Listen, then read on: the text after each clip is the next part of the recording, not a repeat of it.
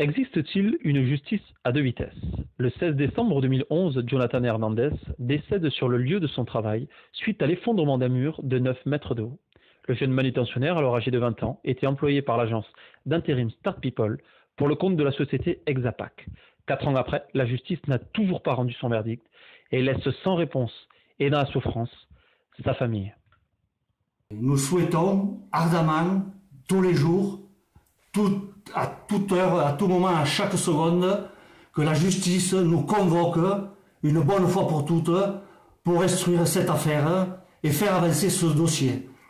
Donc concrètement, en fait, Olivier, c'est particulièrement long et vous pensez que si ça avait été en fait le fils de quelqu'un peut-être de plus notable ou quelqu'un peut-être de plus important, les choses se seraient déroulées un peu plus rapidement. C'est ce que vous reprochez concrètement en fait à la justice aujourd'hui, que ça n'avance pas et vous avez envie de taper du poing sur la table. Exactement. Si on ne tape pas du poing sur la table, ça n'avancera pas. Et on restera toujours dans notre douleur, entre nos quatre murs, à ruminer notre souffrance.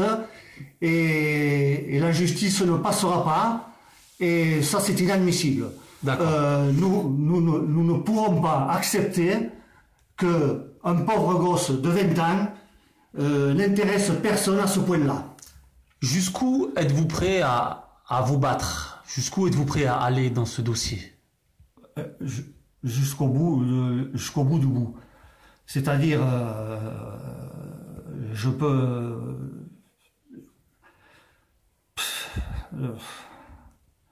jusqu'à la mort. De perdre un enfant, c'est... On n'est pas fait pour ça. Non, voilà. C'est l'inverse. C'est vrai. Estelle Hernandez, vous êtes la sœur de Jonathan et dans ce combat, il semblerait qu'il y ait de bonnes choses de faites. Il doit y avoir du soutien aussi, entre autres. Oui, le soutien que nous avons, c'est de la part de son club de foot, parce que mon frère jouait depuis l'âge de 6 ans jusqu'à 20 ans au foot, au RFCT. Ils organisent un tournoi tous les ans qui s'appelle Jonathan Hernandez, où ses amis et ses dirigeants ont décidé de créer ce tournoi en sa mémoire, où des matchs amicaux se déroulent toute la journée et des coupes sont offertes à la fin. C'est vraiment la symbolique, et nous d'ailleurs, à chaque fois que nous avons une coupe, peu importe qui gagne, nous la mettons sur la tombe de mon frère. Au quotidien, comment vous le vivez, vous? Écoutez, je vais être pudique, autrement je serai en colère et méchant. Je vais dire tout simplement que ma souffrance est personnelle. Elle n'appartient qu'à moi. Je vis avec elle et je mourrai avec elle. Tous les jours, je vais voir mon fils au cimetière. C'est ma seule distraction. Olivier, merci. Merci à vous. Au revoir. Au revoir.